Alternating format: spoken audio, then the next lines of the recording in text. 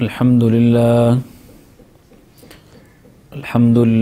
نحمده ونستعينه ونستغفره ونؤمن به ونتوكل عليه ونعوذ بالله من شرور أنفسنا ومن سيئات أعمالنا من يهده الله فلا مضل له ومن يضلله فلا هادي له وأشهد أن لا إله إلا الله وحده لا شريك له وأشهد أن سيدنا وسندنا ومولانا محمد الذي أرسله إلى كافة الناس بشيرا ونذيرا وداعيا إلى الله بإذنه وسراجا منيرا أما بعد فأعوذ بالله من الشيطان الرجيم بسم الله الرحمن الرحيم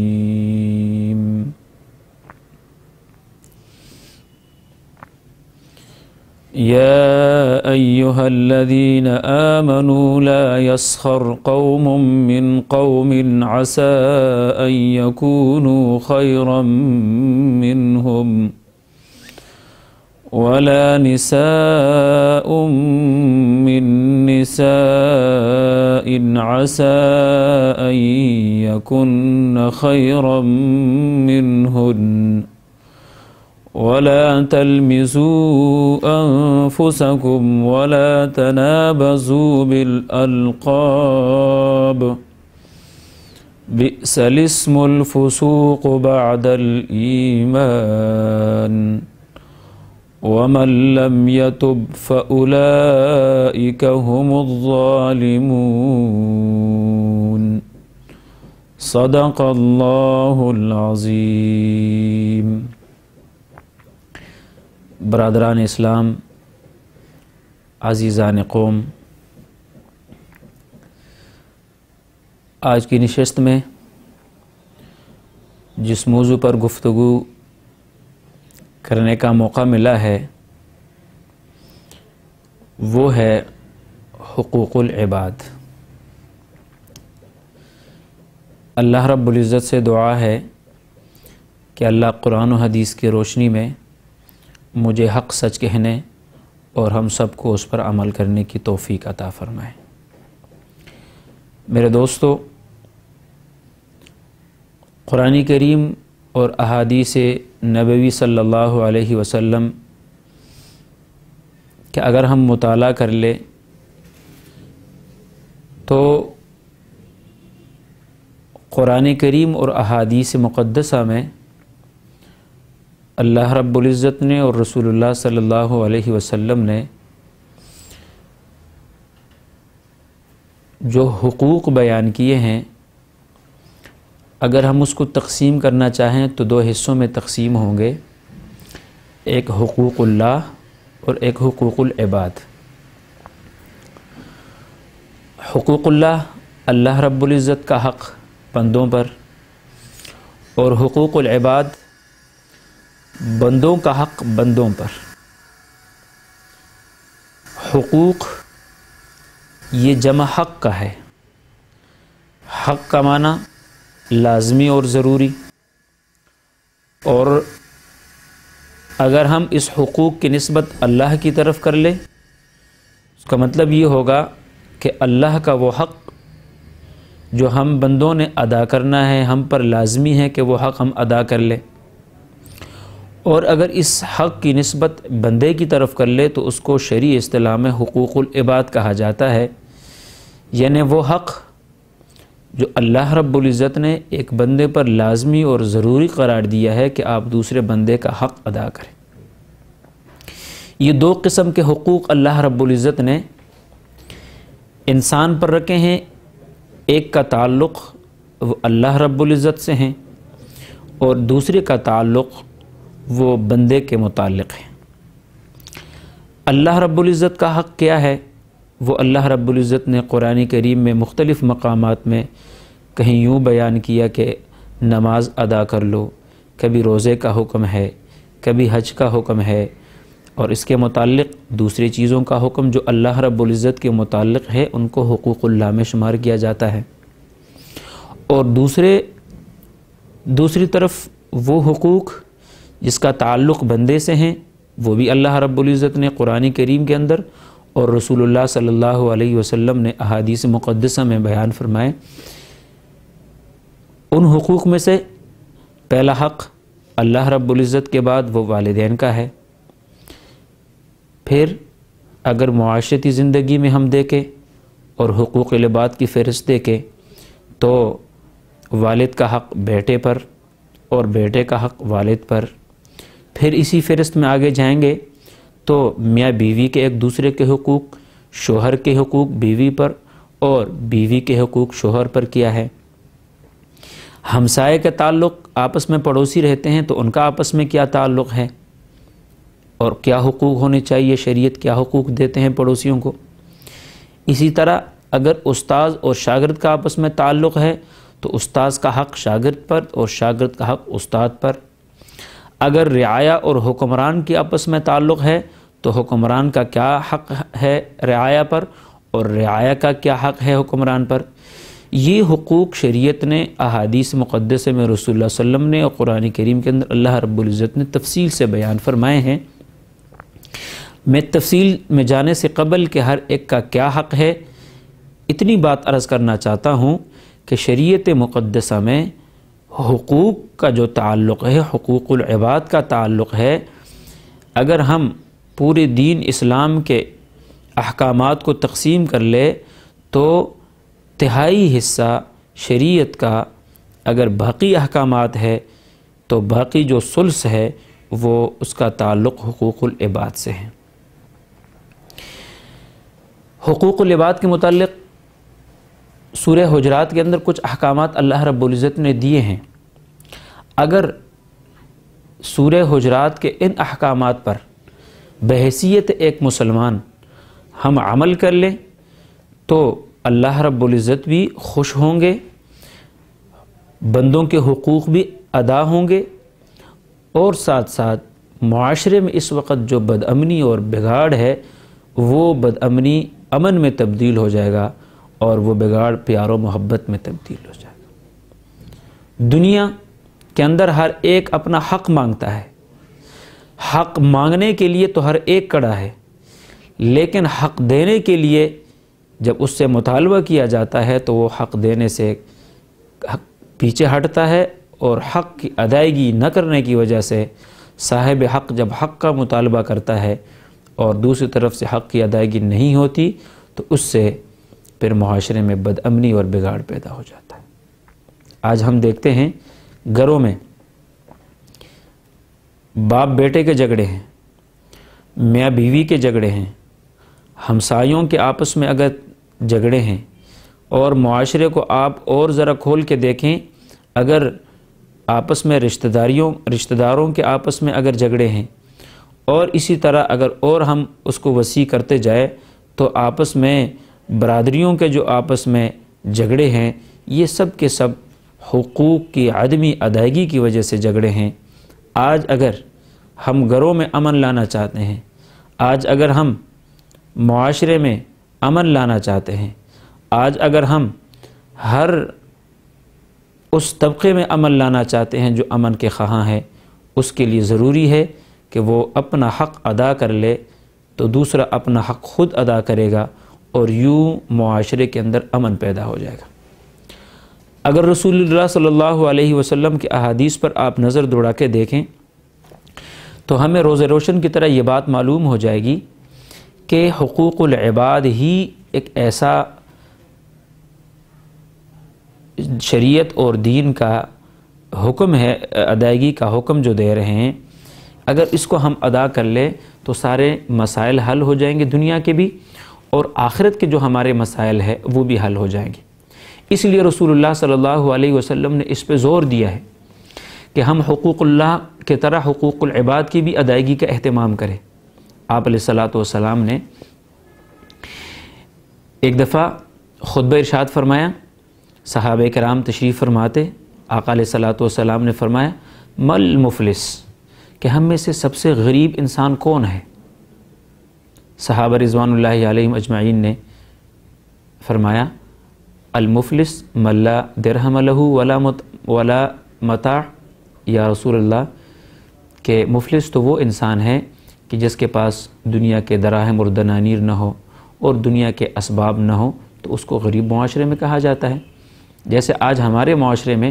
اگر یہ سوال کیا جائے کہ غریب کون ہے، تو ہم بھی یہی جواب دیں گے من لا درہم لہ ولا دینار، کہ جس کے لیے دراہم اور دنانیر نہ ہو، جس کے پاس دنیا کی کار کوٹی نہ ہو، جس کے پاس دنیا کے اسباب نہ ہو۔ آپ علیہ الصلوۃ والسلام نے جواب سن کر ارشاد فرمایا کہ دنیا کا غریب تو یہ ہو سکتا ہے، لیکن آخرت کا غریب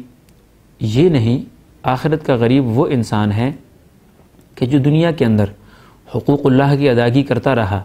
اللہ رب العزت کا ہر حق اس نے ادا کیا، ایک طرف اس نے نمازیں بھی پڑھی، حج بھی کیا، زکوٰۃ بھی ادا کی، صدقات وغیرہ بھی دیے، اور بھی بہت سارے جو حقوق اللہ کے متعلق ہے ان کی ادائیگی کرتا رہا، لیکن اس نے حقوق اللہ کے بعد حقوق العباد کی جو ادائیگی ہے اس میں کوتاہی کی۔ گھر کے اندر اس کے اخلاق اچھے نہیں تھے، والدین کے ساتھ ان کا رویہ ٹھیک نہیں تھا، اگر وہ شوہر ہے تو بیوی کے ساتھ بیوی کے حقوق ادا نہیں کیے، اگر وہ بحیثیت ایک بیوی زندگی گزار رہی تو شوہر کے حقوق اس نے ادا نہیں کیے، اگر وہ پڑوسی ہے تو پڑوسی ہونے کی حیثیت سے انہوں نے پڑوسیوں کے حقوق ادا نہیں کیے، اور اگر وہ استاد ہے تو انہوں نے شاگرد کے حقوق ادا نہیں کیے، اگر شاگرد ہے تو استاذ کے حقوق ادا نہیں کیے، بحیثیت ایک حکمران اس نے زندگی گزاری تو اس نے اپنے رعایا کے حقوق ادا نہیں کیے، اگر بحیثیت ایک رعایا وہ زندگی گزار رہے تو انہوں نے حکمرانوں کے حقوق ادا نہیں کیے، اور اس پر مستضاد حقوق کی عدمی ادائیگی کے ساتھ ساتھ انہوں نے کسی کو گالی دی ہوگی، کسی کو برا بلا کہا ہوگا، کسی پر ہاتھ اٹھایا ہوگا، اور جتنے بھی حقوق العباد کے متعلق احکامات ہیں اس میں اس نے کوتاہی کی۔ اب قیامت کے دن ایسے شخص کو جب بلایا جائے گا تو آقا علیہ الصلوۃ والسلام نے فرمایا کہ اس بندے کو بھی بلایا جائے گا اور وہ لوگ بھی بلائے جائیں گے جن کے حقوق اس نے دنیا میں ادا نہیں کیے۔ اب وہاں پر تو بدلی کی یہی صورت ہوگی کہ وہاں ان کے اعمال ان کو دیے جائیں گے اور ان کے برائیاں ان کے کھاتے میں ڈالی جائے گی۔ حدیث میں آتا ہے آپ علیہ الصلوۃ والسلام نے فرمایا کہ وہ بندہ جنہوں نے حقوق اللہ کی ادائیگی تو کی ہے، اس کے اعمال نامے کے اندر نمازیں ہیں، روزے، زکوٰۃ، حج اور دیگر احکامات جس پر عمل کیا وہ سب موجود ہے، لیکن حقوق العباد میں اس نے کوتاہی کی ہے، بندوں کے حقوق اس نے ادا نہیں کیے۔ اب یہ ہوگا کہ اس بندے کو حق دلایا جائے گا، اور حق دلانے کے وہاں پر اللہ رب العزت طریقہ یہ اختیار فرمائیں گے کہ اس کے وہ نیک اعمال اٹھا کر ان لوگوں کے اعمال نامے میں ڈالے جائیں گے۔ اب نوبت یہاں تک پہنچ جائے گی کہ لوگ ابھی تک باقی ہے، صاحب حق باقی ہے، لیکن اس کے اعمال نامے کے اندر نیک اعمال سارے ختم ہو گئے۔ پھر رسول اللہ صلی اللہ علیہ وسلم نے فرمایا کہ اب ان لوگوں کے برے اعمال جن کا حق اس نے ادا نہیں کیا، ان کے برے اعمال اٹھا کر ان کے اعمال نامے میں ڈالے جائیں گے۔ اب ان کا اعمال نامہ جو نیکیوں سے بھرا ہوا تھا وہ ختم اور برائیوں سے بھر دیا جائے گا، برے اعمال سے بھر دیا جائے گا، اور ان کے سارے اعمال دوسرے لوگوں کو دیے جائیں گے۔ اب نوبت یہاں تک پہنچ جائے گی کہ ان کے اعمال نامے میں سوائے برے اعمال کے کچھ نہیں ہوگا، اور نوبت یہاں تک پہنچ جائے گی کہ حدیث میں آتا ہے فرشتوں کو رسول اللہ رب العزت فرمائیں گے کہ ان کو جہنم میں ڈال دیں۔ آقا علیہ الصلوۃ والسلام نے فرمایا میری امت کا سب سے غریب انسان یہ شخص ہے۔ آپ علیہ الصلوۃ والسلام نے حقوق العباد کی اہمیت بتا کر اس طرف اشارہ فرمایا کہ اگر ہم دنیا کے اندر زندگی گزارتے ہیں تو جہاں پر ہم حقوق العباد کی ادائیگی کا حقوق اللہ کی ادائیگی کا اہتمام کرتے ہیں تو وہاں پر ہم حقوق العباد کی ادائیگی کا اہتمام کریں۔ اگر حقوق اللہ کی ادائیگی تو ہم کریں لیکن دوسری طرف حقوق العباد کی ادائیگی نہ ہو تو پھر کل قیامت کے دن اللہ رب العزت کے ہاں پیشی ہوگی، اور اگر ہم نے حقوق العباد میں کوتاہی کی اور یہاں کسی کا حق ہم نے مارا اور معاف کیے ہوئے ہم دنیا سے چلے گئے تو پر کل قیامت کے دن اللہ رب العزت کے ہاں شرمندگی اٹھانی پڑے گی۔ اور جیسے حدیث میں رسول اللہ صلی اللہ علیہ وسلم نے فرمایا، پھر نوبت اگر وہاں تک پہنچ گئی تو خسارے کی بات ہے۔ اس لیے ہمیں چاہیے کہ دنیا کی زندگی میں جہاں ہم زندگی گزارے، حقوق اللہ جہاں ادا کرتے ہیں وہاں حقوق العباد کی بھی ادائیگی کریں۔ ایک حدیث میں رسول اللہ صلی اللہ علیہ وسلم نے فرمایا کہ جب شہید ہو جاتا ہے، اب اللہ رب العزت کے راستے میں وہ اپنی جان دیتا ہے، اور جان سے محترم انسان کے پاس اور کچھ بھی نہیں ہے۔ انسان اولاد کی قربانی دے سکتا ہے، مال کی قربانی دے سکتا ہے، لیکن جب اس پہ آخذ پڑتی ہے تو وہ ڈرتا بھی ہے، خوف بھی لگتا ہے اور اپنے جان کو بچاتا بھی ہے۔ لیکن اللہ کے راستے میں لڑنے والا وہ مجاہد جو اپنی جان کو بھی دے دیتا ہے، فرمایا خون کا پہلا قطرہ جب زمین پہ گرتا ہے اللہ رب العزت سارے گناہوں کو معاف فرما دیتے ہیں۔ فرمایا الا الدین، مگر قرض معاف نہیں فرماتے۔ اب الا الدین فرما کر اس طرف اشارہ کیا کہ وہ حق جو دوسرے بندے کا تھا اگر وہ آپ نے ادا نہیں کیا اور یوں ہی زندگی گزاری اور وہاں اللہ رب العزت کے ہاں پیش ہوئے اور آپ کے ذمہ اس صاحب حق کا حق باقی ہے، آپ نے وہ ادا نہیں کیا تو آپ کی بخشش نہیں ہوگی۔ بہت بڑی بات ہے رسول اللہ صلی اللہ علیہ وسلم نے جو فرمائی کہ سب کچھ معاف ہو سکتا ہے لیکن دوسرے آدمی کا حق وہ کبھی بھی معاف نہیں ہو سکتا۔ اسی طرح احادیث مقدسہ میں ہم دیکھ لیں تو بہت سارے ایسے احادیث ہمیں ملیں گے کہ جس میں رسول اللہ صلی اللہ علیہ وسلم نے اسی طرف ارشاد فرمایا اور ترغیب دی کہ جہاں ہم حقوق اللہ کی ادائیگی کریں وہاں ہم حقوق العباد کی بھی ادائیگی کریں۔ اب ہماری زندگی جیسی کیسی بھی گزری، آج تک اگر ہم نے اللہ رب العزت کا حق ادا کیا اور اس کے ساتھ ساتھ بندوں کا بھی حق ادا کیا تو ہم اللہ رب العزت کے ہاں شکر گزار ہو، سرب سجود ہو اور اللہ کے ہاں ہم مزید یہ عہد کرے کہ اللہ آج تک تو آپ نے توفیق دی ہے، آگے بھی ہم ارادہ کرتے ہیں ہمیں حقوق اللہ کی طرح حقوق العباد کی ادائیگی کی توفیق عطا فرمائے۔ اگر ہم نے اس میں کوئی کمی کوتاہی کی ہے، انسان ہے بتقاضِ بشریت، ہم سے کوئی کمی کوتاہی ہو چکی ہو تو آج ہم توبہ کر لیں، اے اللہ مجھ سے حقوق اللہ میں اگر کوتاہی ہوئی ہے تو میں اس پہ بھی توبہ کر لیتا ہوں، اگر حقوق العباد میں بھی کوئی کمی کوتاہی ہوئی ہے تو ان پر بھی توبہ استغفار کر لیتا ہوں، معاف کر لے۔ اللہ رب العزت کی ذات ہمیں دیکھ رہی ہے، اور اگر ہم صدق دل سے توبہ کر لے اور ساتھ ساتھ ان حقوق کی ادائیگی جو آج تک ہم سے نہیں ہوئی یہ عہد کر لے کہ ہم اس کی ادائیگی کا اہتمام کریں گے تو اللہ کی ذات سے امید ہے کہ اللہ انشاءاللہ ہمیں بخش بھی دیں گے اور آئندہ کے لیے اللہ رب العزت ہمیں اس کا توفیق بھی عطا فرمائیں گے۔ لیکن اگر کوئی کمی کوتاہی ہو چکی ہے تو اس کا ہم ازالہ کیسے کر سکتے ہیں؟ میں بھی سوچوں اور آپ حضرات بھی سوچیں کہ آج تک اگر ہم سے کوئی کمی کوتاہی ہو چکی ہے تو ہم اس کا ازالہ کیسے کریں گے؟ رسول اللہ صلی اللہ علیہ وسلم کی ایک حدیث سنا کے بات ختم کرنا چاہوں گا۔ رسول اللہ صلی اللہ علیہ وسلم ایک مجلس میں تشریف فرماتے، ایک صحابی رضی اللہ تعالیٰ عنہ تشریف لائیں تو صحابہ کرام رضوان اللہ علیہ اجمعین سے آپ علیہ الصلوۃ والسلام نے فرمایا اگر کوئی جنتی دیکھنا چاہتا ہے تو فلاں صحابی کو دیکھے۔ صحابہ اکابر صحابہ تشریف فرماتے ہیں، دیکھا تو حیران ہو گئے کہ یہ تو اکابر صحابہ تشریف فرما ہے، ان کے بارے میں رسول اللہ صلی اللہ علیہ وسلم نے اس طرح نہیں ارشاد فرمایا، ایک عام صحابی ہے، لیکن ہو سکتا ہے کوئی عمل ایسا ہو کہ جس کی وجہ سے اللہ رب العزت نے ان کو یہ مقام دیا ہو کہ دنیا میں اللہ رب العزت نے جنتی ہونے کی بشارت رسول اللہ صلی اللہ علیہ وسلم کی زبانی دی ہو۔ جب وہ مجلس ختم ہو گئی، ایک صحابی رضی اللہ تعالی عنہ اسی صحابی سے عرض کرتے ہیں کہ آج رات میں آپ کا مہمان رہوں گا، کوئی بات کر کے کہ جی آج کی میں آپ کے ہاں مہمان رہوں گا۔ وہ صحابی آگے سے فرمانے لگے کہ ٹھیک ہے آپ مہمان رہیں، کوئی مسئلہ نہیں۔ رات کو گئے، بحیثیت ایک مہمان گئے، لیکن وہ دیکھنا یہ چاہتے تھے کہ یہ کون سا عمل کر رہے ہیں رات کے وقت، کیونکہ دن کے معمولات تو ان کے ہمارے سامنے ہیں، رات کو شاید کوئی ایسا عمل کر رہا ہو کہ جس کی وجہ سے اللہ نے یہ مقام دیا ہے۔ پوری رات گزری، وہ رات کو معمول کے مطابق عشاء کی نماز کے بعد آرام کرنے کے لیے لیٹ گئے، جیسے طریقہ ہے، سنت طریقہ ہے۔ پھر صبح عام معمول کے مطابق جیسے عام تہجد کے لیے یا جو بھی معمولات اس کے مطابق اٹھے۔ اس مہمان صحابی نے اس کی زندگی میں کوئی ایسا عمل نہیں دیکھا کہ جس کی وجہ سے اس کو جو بشارت ملی ہے جنت کی کہ جس کے وہ مستحق ہو،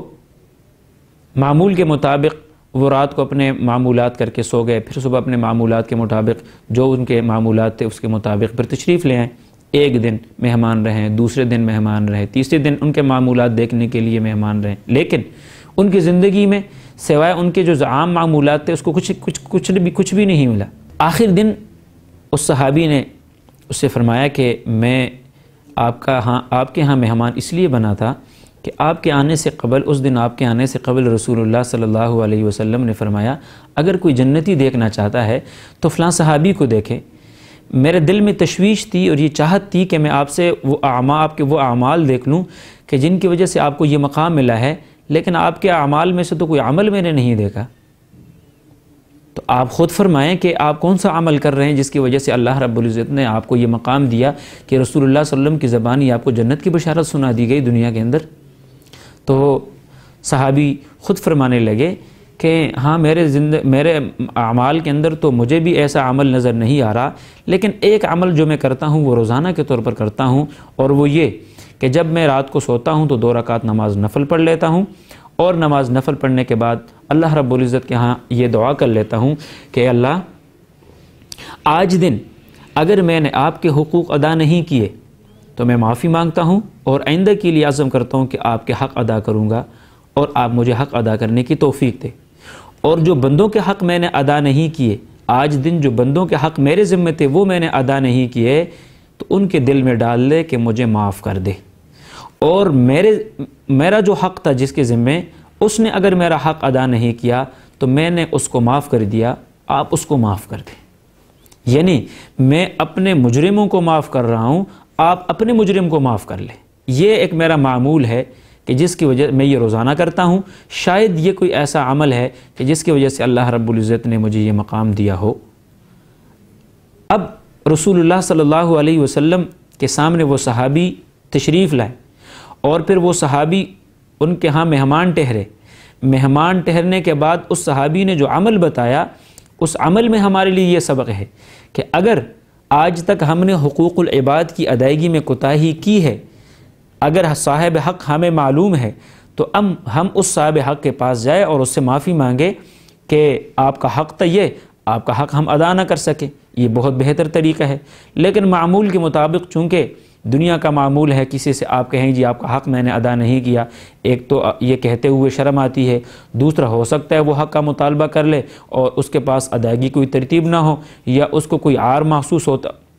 ہو، تو ان صورتوں میں انسان کو ذرا جھجک محسوس ہوتی ہے۔ لیکن اپنے رب کے ہاں تو جھجک نہیں، وہ تو کہتے ہیں مانگے، رات کے حصے میں مانگے، اٹھیں، اللہ رب العزت آخری پہر میں تشریف لاتے ہیں اور خود فرماتے ہیں کہ جو گناہوں کے طلب گار ہیں وہ اپنے گناہوں کو معاف کرائیں۔ تو اگر ہم صاحب حق سے اس کی معاف کرانے کی وہ ہمیں ہمت نہ ہو اور عار محسوس کرتے ہیں، تو پھر رات کو سوتے وقت یا کسی بھی وقت اللہ رب العزت کے ہاں یہ دعا کر لے، اے اللہ ہم نے آج تک جس کا حق ادا نہیں کیا، دل آپ کے ہاتھ میں ہے، تو آپ اس کے دل میں ڈال لے کہ وہ مجھے معاف کر لے، اور میرے متعلق جس کا حق تھا اور میرا جو حق تھا وہ کس نے ادا نہیں کیا، میں نے اللہ آپ کی رضا کے لیے اس کو معاف کر دیا ہے، اے اللہ آپ مجھے معاف کر لے۔ تو اگر ہم معاشرے میں رہتے ہوئے ایک دوسرے کو معاف کر لے، میرا جو حق آپ نے ادا نہیں کیا وہ میں نے معاف کیا، اور آپ کا جو حق میں نے ادا نہیں کیا آپ مجھے معاف کر لے، تو گویا کہ میں آپ کو معاف کر لیتا ہوں اور آپ مجھے معاف کر لیتے ہیں، یوں ہی ہماری زندگی ہوگی۔ تو کل جب قیامت کے دن اللہ کے ہاں پیش ہوں گے تو آپ نے مجھے معاف کیا ہوگا اور میں نے آپ کو معاف کیا ہوگا۔ اللہ رب العزت کے حق اپنے طور پر اگر اسے ہمیں کمی کوتاہی ہو چکی ہے تو ہم اللہ رب العزت سے اس کا معافی مانگے، اور اللہ رب العزت کی ذات سے امید ہے کہ وہ ہمیں معاف کریں گے، اور ہم آپس میں ایک دوسرے کو معاف کریں گے تو انشاءاللہ اللہ کی ذات سے امید ہے کہ ہماری یہ دنیا بھی اچھی ہوگی، یہ دنیا کی زندگی بھی اچھی ہوگی، اور آخرت میں جب اللہ کے ہاں پیش ہوں گے تو انشاءاللہ ہم پاک صاف ہوں گے، اور اللہ رب العزت کے ہاں جب ہم پاک صاف ہوں گے تو جیسے اس صحابی کو اللہ رب العزت نے رسول اللہ کے زبانی جنت کی بشارت دی ہے، تو انشاءاللہ اللہ کی ذات سے امید ہے کہ حقوق اللہ اور حقوق العباد میں جب کمی اور کوتاہی نہیں ہوگی تو اللہ کی ذات سے امید ہے کہ وہ آخرت میں بھی ہمیں جنت نصیب فرمائیں گے۔ تو ہم کوشش کر لیں، آج تک اگر کوتاہی ہوئی ہے، ادائیگی نہیں ہوئی، تو اگر ادائیگی کی تو ترتیب بن سکتی ہے تو ہم ادا کر لیں، نمازوں کی قضا کر لیں، روزے نہیں رکھے اس کی قضا کر لیں، زکوٰۃ کی ادائیگی نہیں ہوئی اس کے ادائیگی کی ترتیب بنا لیں، یہ حقوق اللہ کے متعلق ہے۔ اور ہم سے جو کمی ہوئی ہے، وقت پہ ہم نے اس کو ادا نہیں کیا، اللہ کی ذات سے توبہ کر لے اور گناہوں سے توبہ کر لے اور اللہ کی ذات سے معافی مانگے، اور جہاں حقوق العباد میں ہم سے کمی ہوئی ہے تو صاحب حق سے ہم معافی مانگے، اگر صاحب حق ہمیں معلوم ہے یا ادائیگی کا اہتمام کرے، نہیں تو اس سے معاف کرائے، اور اگر یہ دو مراحل سے ہم نہیں گزر سکتے، عار محسوس کرتے ہیں، تو کم از کم اللہ کے سامنے ہم روئے اور یہ دعا کرے کہ اللہ اس کے دل میں ڈال لے کہ وہ مجھے معاف کر لے، میں نے اپنے حق والے کو معاف کیا، آپ مجھے معاف کر لے۔ اگر یہ ایک عمل ہم کریں تو انشاءاللہ اس عمل کی بدولت اللہ رب العزت کی ذات سے امید ہے کہ وہ ہماری ان کمی کوتاہیوں کو معاف کر لیں گے، اور انشاءاللہ اللہ رب العزت ہمیں جنت نصیب فرمائیں گے۔ اللہ رب العزت سے دعا ہے کہ اللہ رب العزت مجھے اور آپ کو عمل کرنے کی توفیق عطا فرمائے۔ باقی حقوق العباد کی جو تفصیل میں نے آپ کے سامنے بیان کی، پھر اگر کہیں موقع ملا تو والدین کے کیا حقوق ہیں اور اولاد کے کیا حقوق ہے، میاں بیوی کے کیا حقوق ہے اور ہمسایوں کے کیا حقوق ہے، اسی طرح استاد اور شاگرد کے کیا حقوق ہے، رعایا اور حکمران کے کیا حقوق ہے، انشاءاللہ آئندہ درس میں ہوگا۔ وآخر الدعوانا ان الحمدللہ رب العالمین۔